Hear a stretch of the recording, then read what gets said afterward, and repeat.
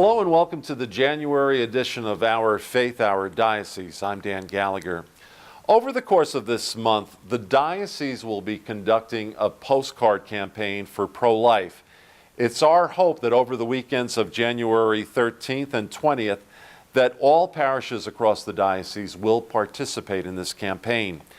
As we look forward to the upcoming March for Life in Washington, D.C., the Church of Scranton would once again like to emphasize its commitment to advocating for the protection of life from conception until natural death. Joining me now to discuss this campaign in detail, it's a pleasure to welcome Katie Windels, who is the Diocesan Coordinator for Service and Social Justice. Katie, welcome. First question, looking at this postcard campaign, tell me a little bit about it. This is basically focused on federal legislators? Yes, so the postcards are directed toward our federal legislators, so that's our senators and representatives for the state of Pennsylvania. We thought it would just be easier kind of off the bat to focus on one group rather than focusing on our state legislators, because we do have some separate initiatives that are focused on that. Katie, the diocese has a long history of advocating for the unborn and those people in our society who have been disenfranchised. But why at this particular point in time did the diocese decide in your office to go ahead with this postcard campaign? We've had a few issues come up lately that have kind of stressed our need to re-emphasize our commitment to pro-life issues. The first was some conflicts about the loss of a lease for a Planned Parenthood in Wilkes-Barre. So when Planned Parenthood was removed from the Kirby Health Center, there was some question about some future leases and whether or not they would be providing abortions in the city of Wilkes-Barre. So as a diocese, obviously this is something that we really oppose. We oppose abortion under all conditions. At the same time, this Planned Parenthood has found another home, and so we've realized that the lease situation might not be something that we can have much of an impact on now, but we did want to make an important statement about our position opposing abortion, our consistent position opposing abortion, but also about pro-life issues as a whole. Kind of the timeliness of this coincides with the March for Life, which is going to be on January 18th in Washington, D.C., and the start of the legislature. Now, I know that you're in the process of mailing out these cards along with a letter from Bishop Bambera. So by the next week or two, every parish in the diocese should have these postcards.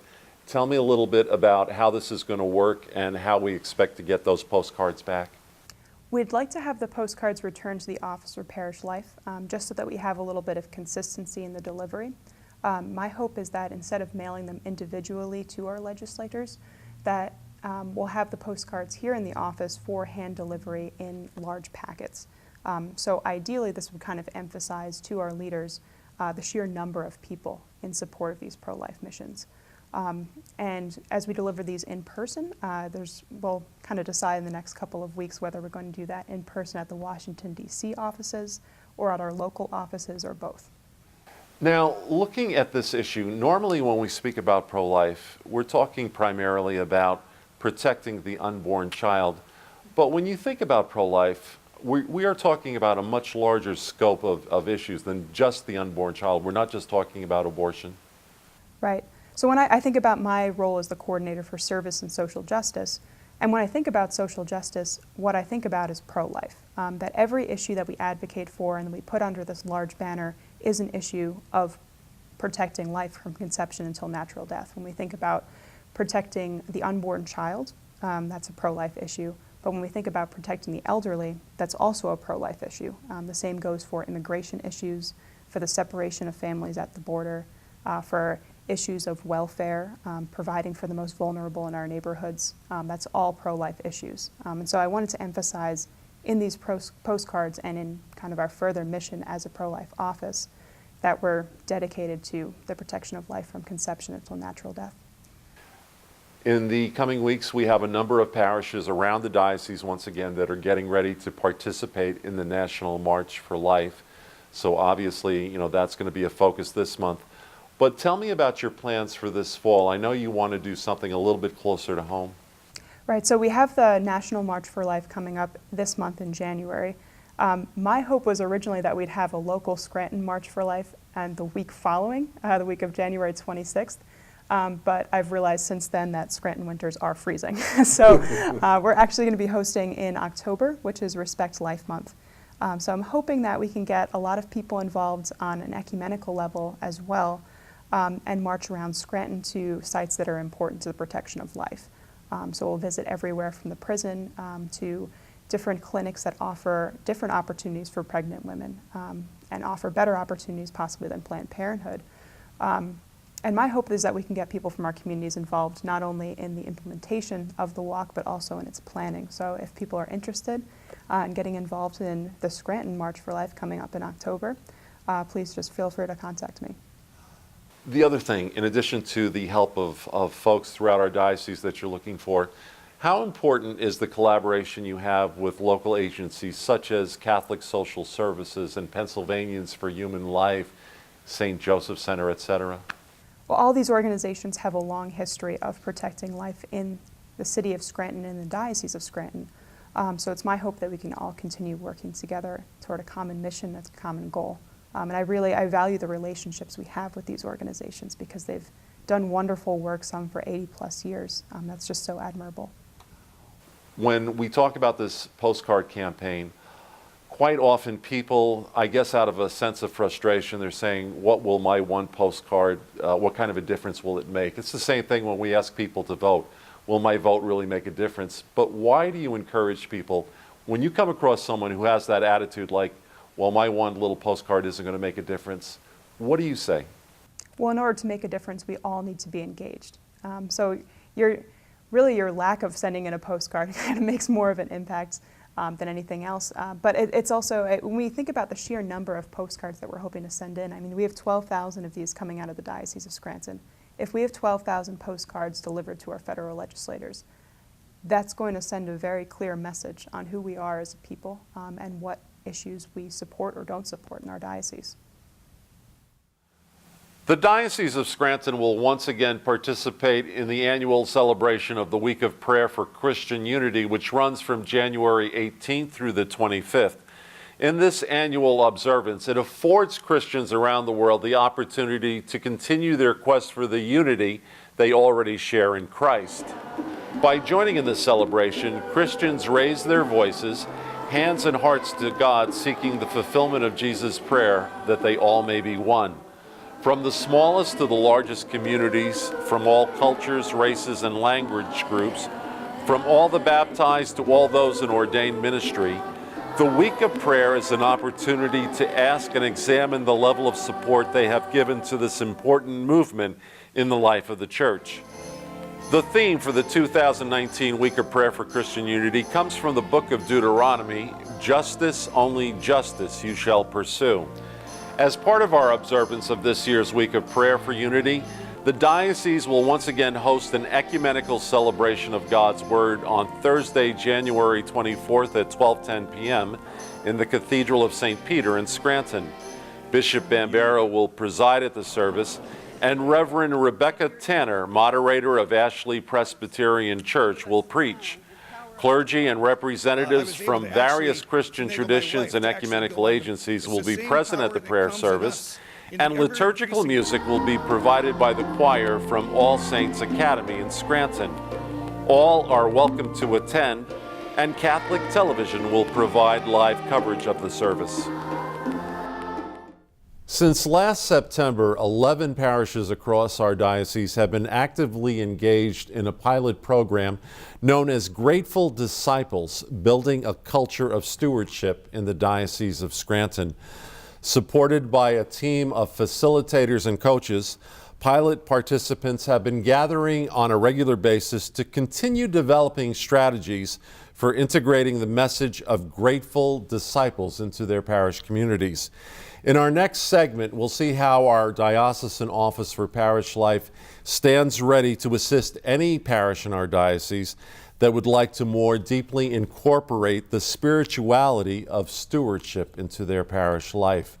Joining me now to discuss this pilot program in greater detail, it's a pleasure to welcome Jennifer Housel, who serves us as Diocesan Director for Community and Family Development, And next, I'd like to introduce Linda Hayes, a member of the Stewardship Committee at St. John Vianney Parish in Montail, and probably more importantly, the fact that you are also Jennifer's mom.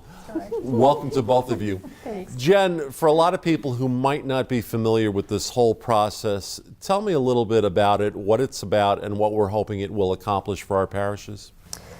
So the Stewardship Initiative actually started with Bishop Bambera, who was looking for a new way to help our parishes. That's where it began.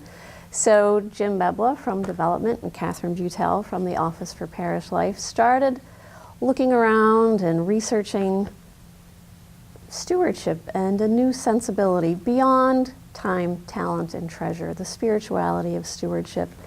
And through the grace of the Holy Spirit came upon Lisa Anslinger's material, Grateful Disciples. And you had the opportunity as a group. Now, I know that each parish has been meeting on its own, but they do have the opportunity to come together, all 11 parishes. Tell me about the recent gathering here at the Pastoral Center. You did meet with her? Correct. Yes, we are fortunate that Lisa comes to meet with us as a group. I think maybe it's 4 times altogether. So that was in December, and she'll be back with us again in January. And what we focused on as a group during that gathering was the aspect of stewardship, which is welcoming and engagement, hospitality. Linda, I know that you personally are excited about this process, and we were talking a little bit prior to the interview today about why you feel so strongly about this program and the need for it. But why? Why do you think we're at a point in our history where we need to start looking at new ways of incorporating stewardship into our parishes? To me, I think it's pretty obvious. We need to get our youth involved. We need to get our families back together, family worship, and the whole core of the church, to me, in the old days. You know, Sunday was church day, and now it seems like it's sports day. Somehow to wake up the young people, the young families, in their hearts, like my vision for our church is full participation and welcoming of all. I'm a welcome committee person. To me, that's my ministry, and I just want everyone to come into the church and feel that they're part of it.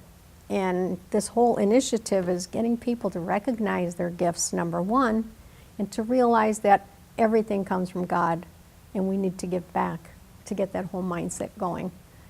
And the community aspect of church is my family. When I'm not there, I miss them. And it's support. I think if everyone could step forward and just use the gifts that God has given them and realize and be grateful in response to that, our church would grow. Jen, your mom mentioned that whole concept of hospitality and welcome. What are some of the key areas that you're also looking at during this program? I know that we're talking about communication, but there's also this idea of an annual renewal of participation agreements. So there is Lisa has a wheel of 6 different steps, and stresses the fact that there's no particular order to the 6 steps. That we need to, first of all, understand the vision, as I said, beyond time, talent, and treasure, that God has gifted us. As stewards, we're called not only to acknowledge those gifts, but to make them grow and be fruitful in doing His work in our churches and in our careers and in our families, in everything that we do every day of our lives. So that's the first step, for people to come to that acknowledgement and to see that vision. Then she talks about forming our leaders within our parish communities to help keep our parishes on track with that spirituality and that vision. How to help them be formed and then to lead their communities in that vision. Next, we need to use communication to get that message to all our parishioners, all the faithful in the diocese. Welcome and engagement is another step in the process. Giving thanks is woven throughout. It's in the recognition and the gratitude of all of our gifts that all of this grows from. And then the annual renewal process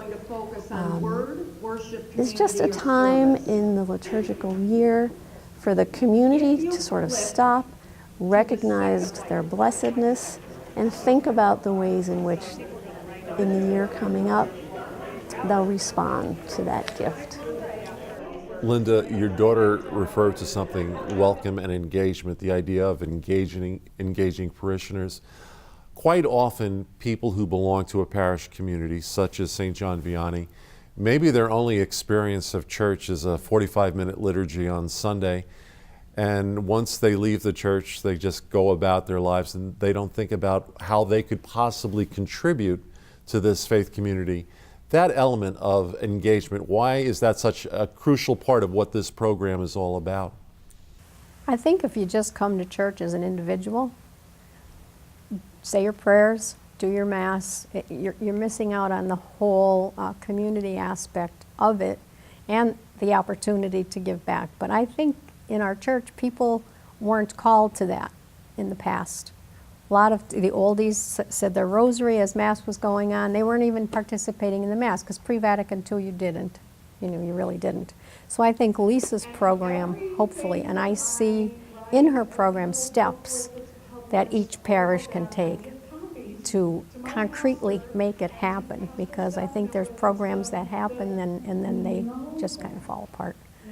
So my vision for this is engagement, waking people up, maybe waking some young people up, because we have to, once again, we have to get the youth, but the youth come from the top. The parents have to bring them.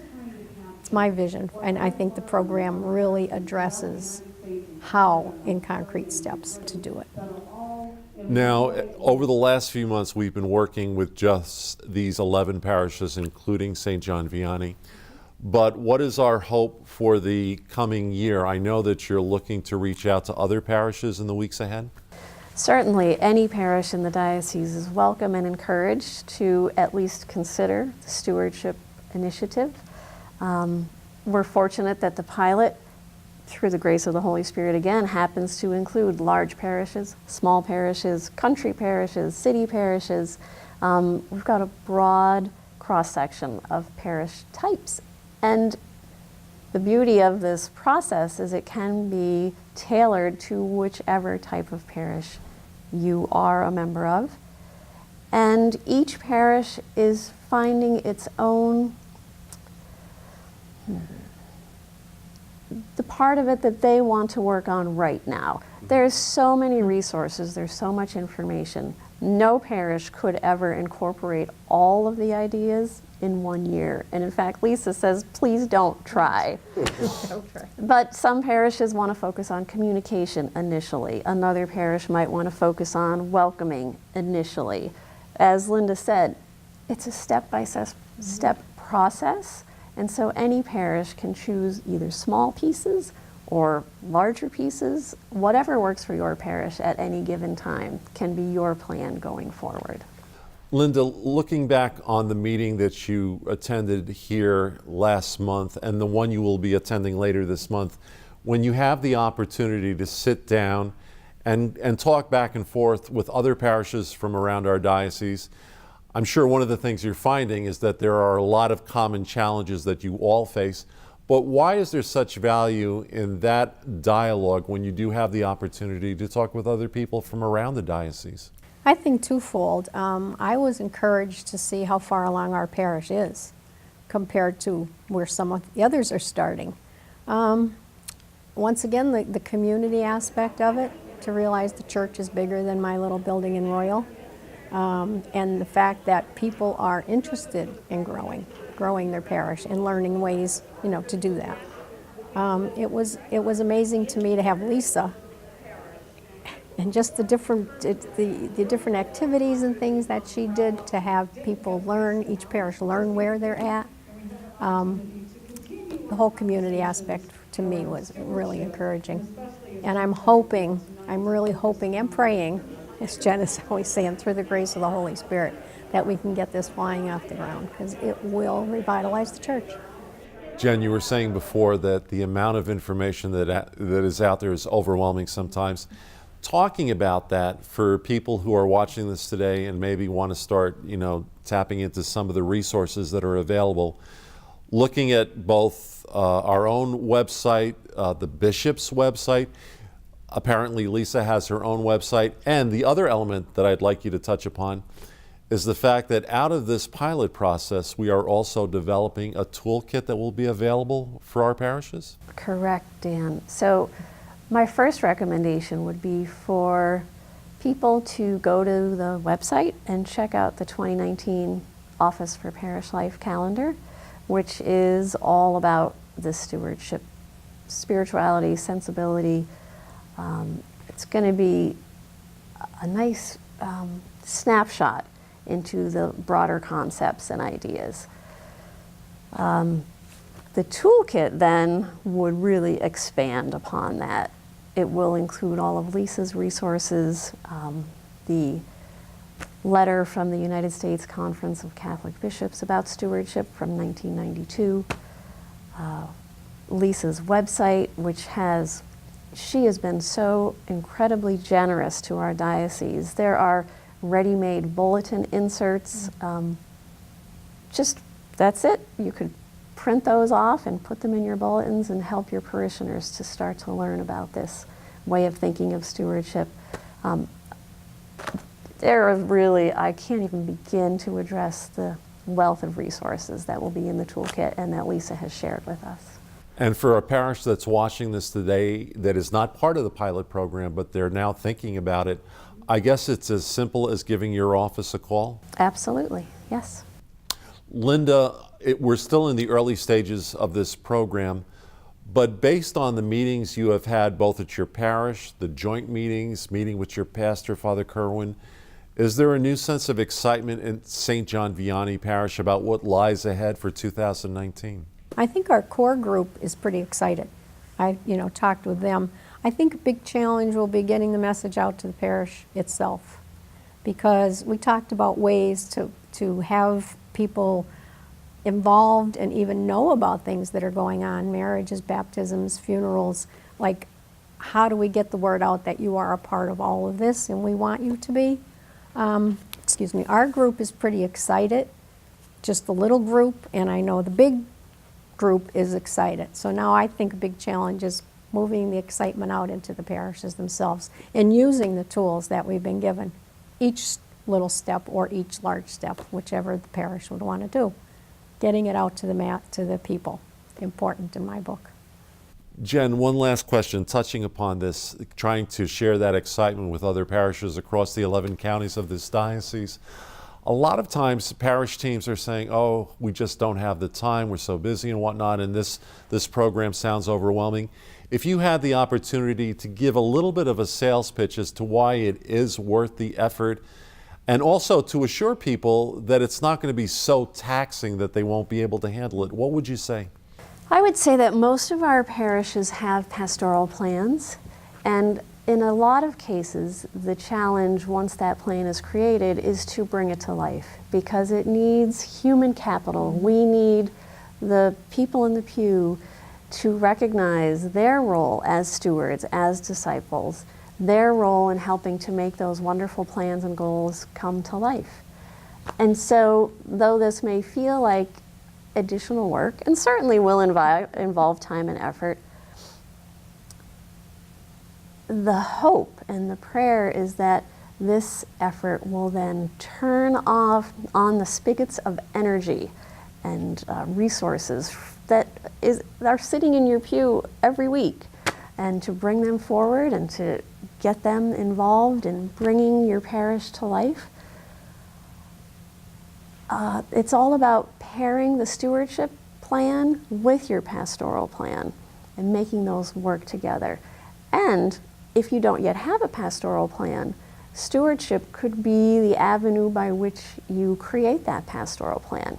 They can just work beautifully together in helping your parish achieve its goals in a really beautiful, spiritual, true discipleship. It's terrific stuff. I can't say enough about it. Over the weekend of February 15th through the 17th, Catholic teens from around the diocese will be gathering at Camp Lador in Weimar to take part in ISLI, or the International Student Leadership Institute. In our next segment, we'll see how ISLI is helping young Catholics develop into strong leaders in their school, church, and community. Joining me now to discuss ISLI in greater detail, it's a pleasure to welcome Annabelle Callis, who is a senior at Holy Cross High School in Dunmore, as well as a parishioner at St. Patrick's Parish in West Scranton. Next, I'd like to welcome Matthew Hayden, who is a senior at Holy Redeemer High School in Wilkes-Barre and a member of St. Jude's Parish in Mountaintop. Welcome to both of you. Annabelle, whenever I've done this segment talking about ISLI, one of the things I like to bring out is that this is not a new concept. The diocese has been coordinating this program for many years, and to this day, it's still one of the more popular, if not the most popular, youth ministry program that we offer. What do you think it is? Why does ISLI seem to resonate so much with young Catholics in our area? I feel like ISLI is so popular and has been so popular for such a long time because of all of the values that it embodies and kind of teaches to all of the participants and all of the trainees. I feel like you can really, truly take what you've learned at ISLI and carry it over through the rest of your life. Like, I truly feel like I utilize what I've learned at ISLI in everyday life and not just at ISLI.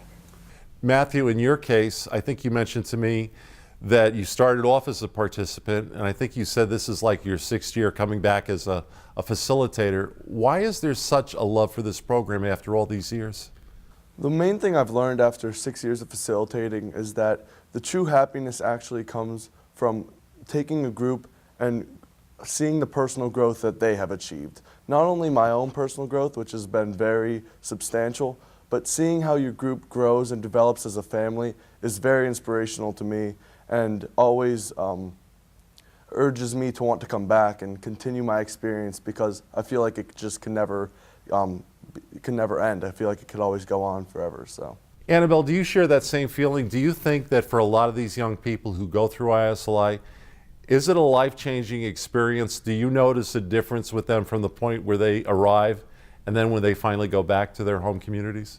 Yes, I have. I've known some participants, not like in depth, but and I've seen them grow from these shy, like more reserved people, which is perfectly fine. And they've grown to these confident people who have shared all of these traits with the world and with their home communities. Speaking of that, I'm sure there are a lot of young people who have never been on a retreat experience who may be on the shy side and are probably a little reluctant to get involved in a program such as ISLI. For someone who does feel a little anxiety, what would you say to them in order to encourage them to give it a try? Coming from my perspective, I was once that person who has never gone on a retreat before, and I was also nervous. But as soon as I stepped into the room, I could feel the pure joy and excitement, and that immediately took it away. Like, all of the people who you're going to be spending the weekend with are there to support you and grow with you and learn with you. And a retreat is exactly that, taking yourself back and learning to grow and like root yourself in your faith. And retreats are really not as intimidating as they are made out to be. Matthew, from the point where they arrive Friday evening until they go home Sunday, I know it's hard to put into a few words, but basically over the course of those 3 days, what transpires during a typical ISLI weekend? that's a good question. There's so much that goes on, and that's kind of the secret of ISLI is that the agenda is not really to be exposed because that is not knowing what's going to happen is what really makes the experience much better. So, but to just brief it, there's a whole bunch of fun activities and group exercises. There are meals, there's time for icebreakers, and then my favorite time is when you get split into small groups with 2 facilitators on the team who are trained to train this group to grow. When you're in that small group, you learn to meet and these people who you've never seen before, and you become really, really close with them. And there's many participants who I've trained, who I still keep in touch with today, and there's some of my best friends. So just having that family aspect in the group is the best part about ISLI. You mentioned before that you were one of those people in the very beginning when you first went to ISLI, a little bit on the shy side. When you reflect back on the last couple of years and your experience with ISLI, How do you think it has impacted your life personally?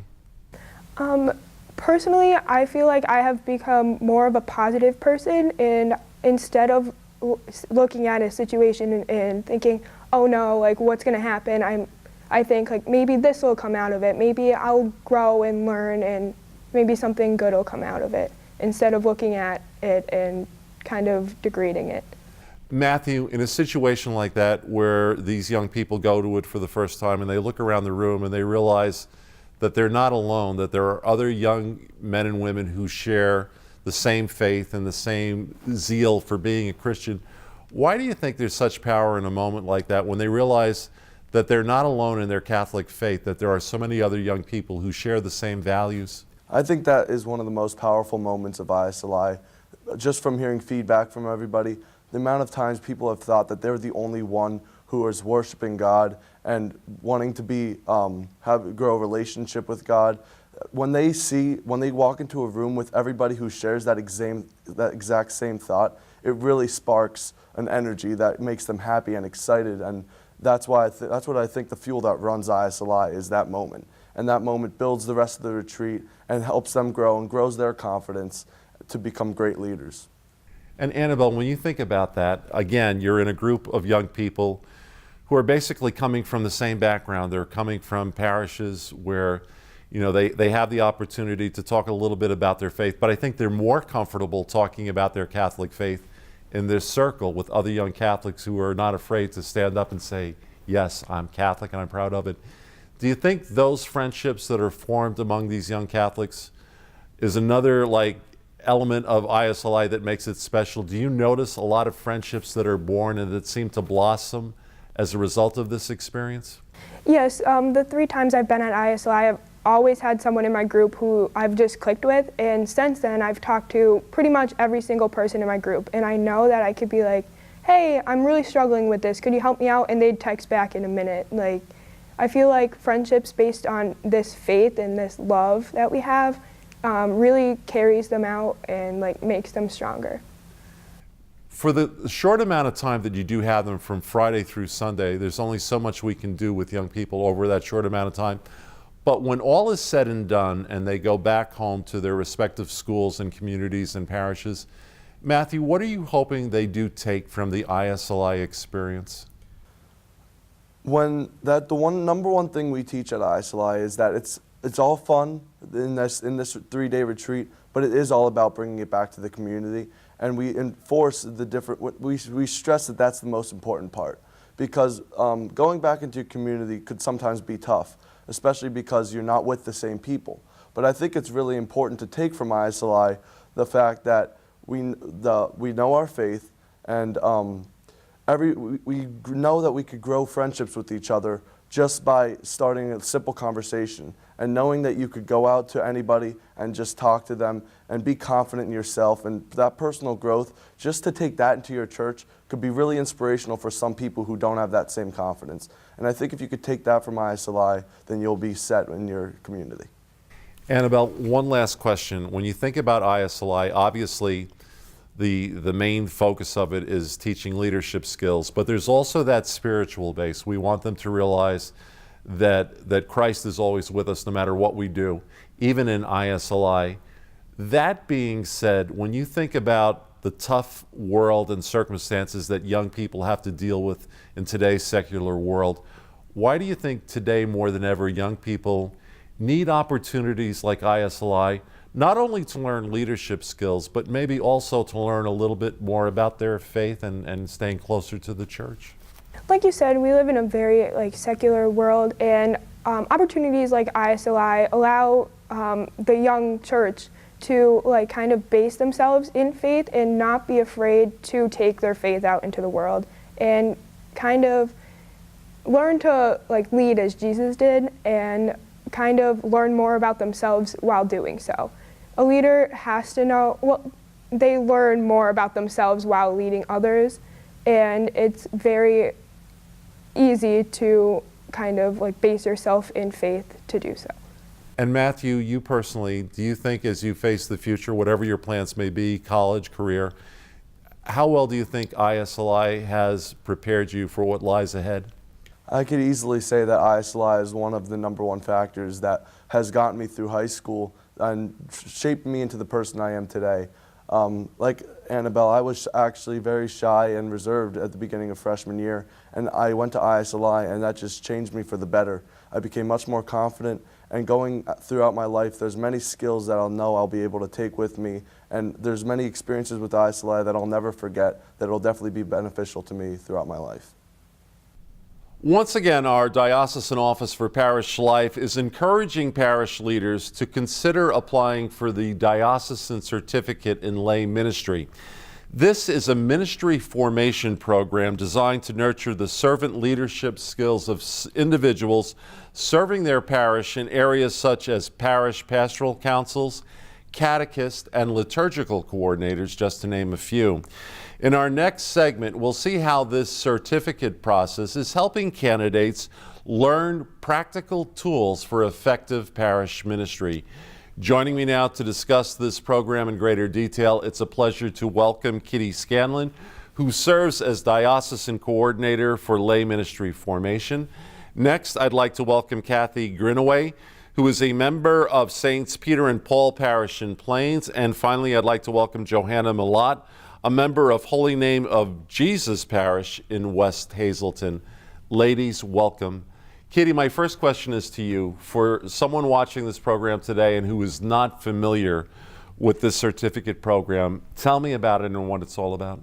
The Diocesan Certificate in Lay Ministry is a process designed to encourage folks who are already engaged in their parish ministries to grow in theological knowledge, skills for ministry, and to offer opportunities for spiritual formation, and also to encourage folks who may not be involved in any ministries to consider entering into a ministerial capacity. And the program was established in response to Bishop Bambera's pastoral letter. So certainly servant leadership is a key piece of growth in the Diocese of Scranton, and we've seen a wonderful response from folks across the diocese getting involved. Kathy, how did you learn about this program, and why were you so excited about getting involved in the certificate program? Well, as Parish Pastoral Council chairperson, I receive the Good News Notes every month from the diocese, from the Office of Parish Life. And as I was reading through it, it was in July, I noticed a little article about this certification program, and it really piqued my interest. And so I made a call to Kitty. Kitty sent me all the material. I read it through, I thought about it, and I realized it was perfect. It was just perfect for me. Johanna, do you share Kathy's feelings? I mean, why were you so excited about getting involved in this? I actually just saw it in our local church bulletin, a little informational block about it. But at the time, I had been praying for my own personal spiritual growth. So when I looked into it, I realized that matched what I was looking for. So I really didn't have the big picture in mind of becoming some lay minister role within the church. It was really more for spiritual growth, but obviously it evolved from there. So, Kitty, what does the program entail? I know that you work with an online course through the University of Dayton, but tell me a little bit about that, the time involved and the work that's involved in going through this certificate process. The Diocese of Scranton has a partnership with the University of Dayton's virtual learning community for faith formation. So throughout the year, candidates take online theological coursework for topics such as scripture, liturgy, morality. There's a vocations course, and then as they proceed through those academic core courses, they have the opportunity to specialize in any of the areas of word, worship, community, and service. And then simultaneously, candidates have the opportunity to come together several times throughout the year to do what we call ministry skills workshops. So we cover topics such as pastoral care, public speaking, working with groups, and several other kinds of scenarios that you would see in a parish capacity when you're ministering. And then throughout the year, we have opportunities for folks to come together for evenings of reflection as well as other retreat opportunities. And then as everyone comes into the final period of the certificate process, they have the opportunity to engage in a practicum experience, which is a final project, a culminating project, which has the opportunity for either creating a new ministry in response to the parish's pastoral plan, or to engage in a new approach to an existing ministry in order to meet the needs of the parish community. In your case, you're the chair of the Parish Pastoral Council, but you also have other responsibilities. Tell me a little bit about them, what other ministries you're involved with, and how you see this certificate program enhancing the ministry you're doing in your parish. Sure. And a good example of that is we just recently in our parish started a ministry of hospitality. And the ministry of hospitality actually grew from our pastoral plan. So it was a stepping stone. Well, to grow this hospitality ministry, I relied on one of the courses I had taken from the VLCFF that spoke of administration and ministry, how to get volunteers, different ways that we think we should get volunteers or that have never worked, and better ways to get volunteers. So in that respect, the courses helped me to grow a ministry that has grown out of my pastoral plan. So they're like building blocks. You start here, but everything grows on top of the other. And I think it has gotten such a wonderful, wonderful response in our parish. So it has just helped immensely to be able to take these courses and to use it to build our parish into the community it should be. Johanna, in your own case in West Hazelton, I know one of many ministries you're involved with is Hispanic ministry. But again, the same question, when you look at what you've learned through this certificate program, how do you see it assisting you in the work you're doing in your own parish? Well, I agree with Kathy in that it all comes together through these courses and also through our sessions together. Kathy and I have been together both online and in person. So just working with other people, you develop ideas, but the coursework gives you the foundation. You understand the true purpose and meaning of being Catholic, why we are together, why are we together as Catholics, and that's where you start to meet the needs of the people around you. And obviously in our community in West Hazelton, we have a large Hispanic population. Many people are new to the area, so obviously they have many needs. So. Kitty, someone watching this today, when they listen to this and they say, my gosh, think about all the work that's going to be involved and the time and whatnot, and they might feel that it's overwhelming, but I don't think they realize that throughout this entire process, they do have the support of your office. They're not alone. What do you think you would say to someone who might be considering applying for this? Because I know that right now we're getting ready to welcome a new class.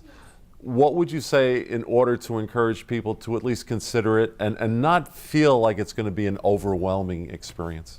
Well, excuse me, many of our participants come into the program expressing that they feel a calling to do something. They don't quite know what that might be, but the whole process of the diocesan certificate in lay ministry process, first of all, it is something that takes between 2 and 3 years to complete. So you do have some time to spread the components out over time. But secondly, I always encourage folks to consider it as a discernment opportunity.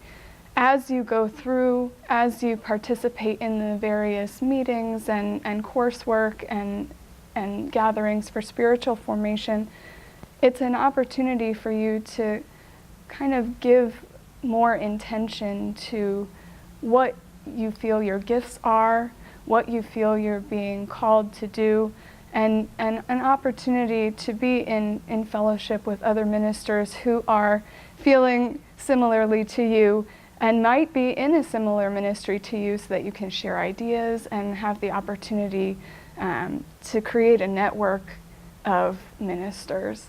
So you certainly have the solidarity of other folks in the program, and certainly I am always happy to answer any questions or, offer any support emotionally and logistically that folks may need as they go along. Kathy, earlier, Kitty mentioned the fact that as part of this process, the last few months, you have to do a practicum, which could be applied to something specific within your particular parish that already exists, maybe something you want to develop. Tell me a little bit about your practicum and what you'll be focusing on. Okay, because our parish is part of the pilot program for stewardship, I've decided to take that as a learning experience, not just for me, but for the entire parish on stewardship. So what I hope to do is a building block of letting people see what ministries we have available, because I don't even think sometimes parishioners realize the vast amount of ministries that are out there that could use their help. So to work with other parish leaders in our church, to have a fair, so that we can inform other people, we can work with them to see what their strengths are, and then as we let them know the different ministries, to have a sign-up weekend where we can get people to sign up. Stewardship is all about people feeling a part of the parish. I would love to think of our parish as a family. Whether you give your time, whether you can give your talents, but you're part of a family and everybody has something to give. And I think that's so crucial. And that's what I'd like to stress to everybody. You're all wanted, you're all needed, and we want to know what you can give us and what we can give you back. Johanna, in your particular case, again, you're part of this practicum process. Tell me about your particular area and what you'll be focusing on. Actually, I've completed the practicum, but we started an English as a second language tutoring class one evening a week, and we have done that for 4 consecutive semesters. We run them according to a semester schedule. So we've had 2 in the fall already, 2 in the summer, and I guess we've had more than 4. We'll be starting our second spring semester January 25th. This year we're expanding it to include 2 more instructors. United Methodist Church in our community closed last weekend, and 2 of the teachers from their program are coming over to help expand our program. In addition to that, the following year, we expanded our ministry. We're now including by appointment translation services. So 1 afternoon a week by appointment if you need documents translated, or if you need to make appointments and you can't do that, we have someone who is bilingual who will take care of that for you. It's always a growing process. We're never done learning about how we can more enhance what we're doing in our faith community. For you personally, as you reflect back on the last year or 2 and your involvement in this certificate process, you personally, how do you think it's impacted your life and your journey of faith? Oh, there have been courses. For example, one of the courses that I took was on Introduction to Liturgy. It has helped me see the liturgy in a whole new light. I now don't follow along during the readings in the gospel, but just listen. And I have found myself, my faith has grown through that. My faith, Johanna and Kitty had both mentioned the retreats and the workshops. By speaking to people who have the same challenges and successes, it's made me feel more optimistic about the future. So this has helped me overall. The classes have helped me learn more about my actual adult faith formation, where the social portion of it with the workshops and the retreat is awesome. I love the retreat, have really helped me to see that I think our parish is unique. We're not. We share the same issues, and when we talk about it together, sometimes we come to solutions, and it's great.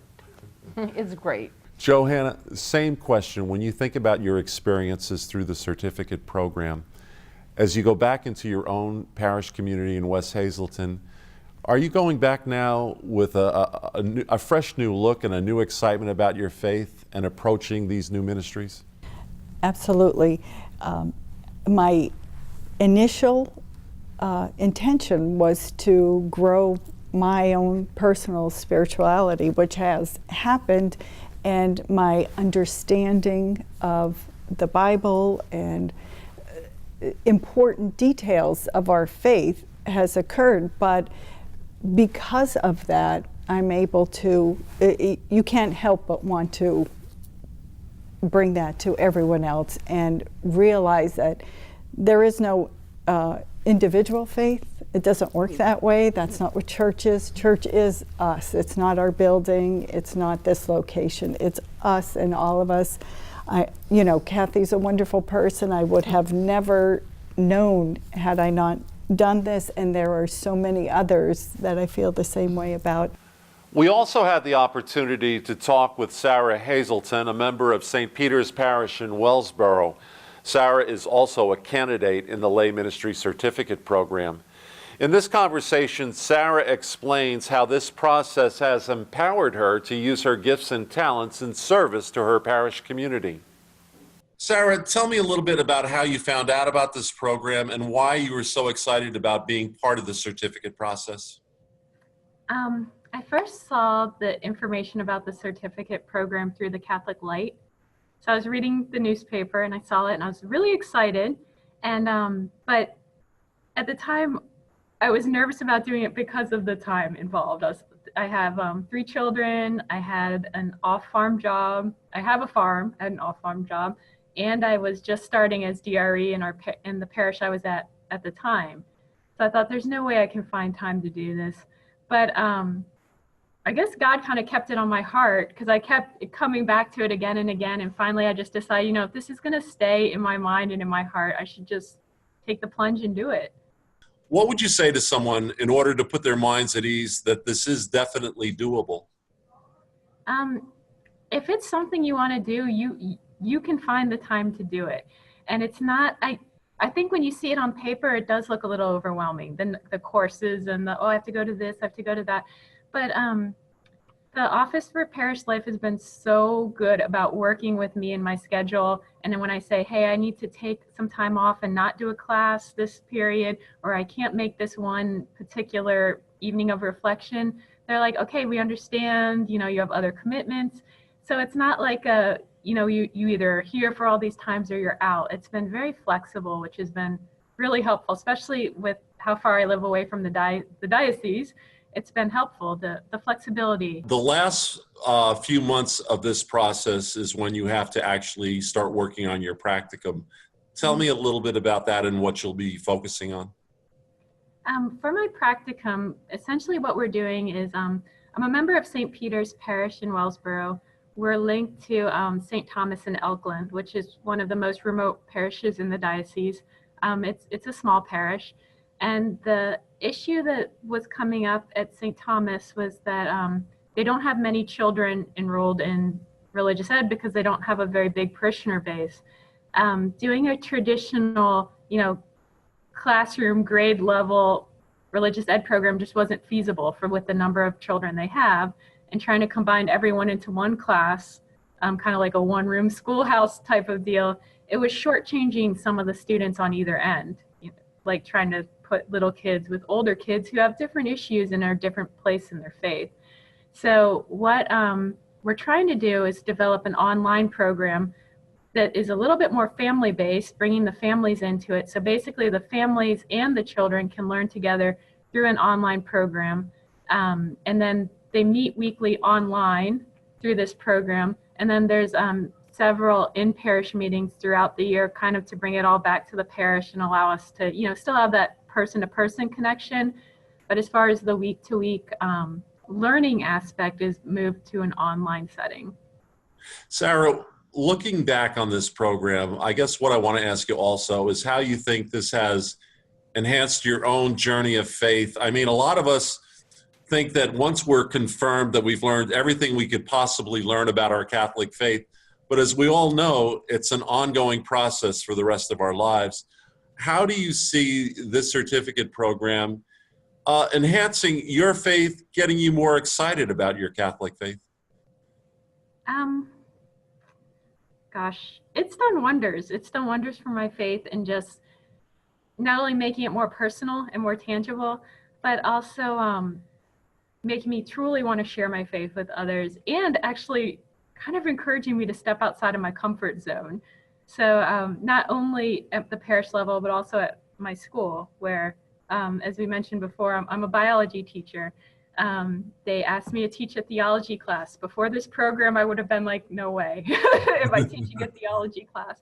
But through a lot of the classes I took, I had gained the knowledge to teach the theology class, and I kind of gave myself that push to go ahead and do it. And even, talking to other people in the program, and them saying, go ahead and do it, take the plunge. So that encouragement that you get from the other people in the program and the people in the office for parish life, encouraging you to kind of push yourself a little bit farther, a little bit beyond that comfort zone. That's all the time we have for now. On behalf of the staff at Catholic Television, I'd like to thank you for joining us today and invite you to tune us in again next month for our next edition of Our Faith, Our Diocese.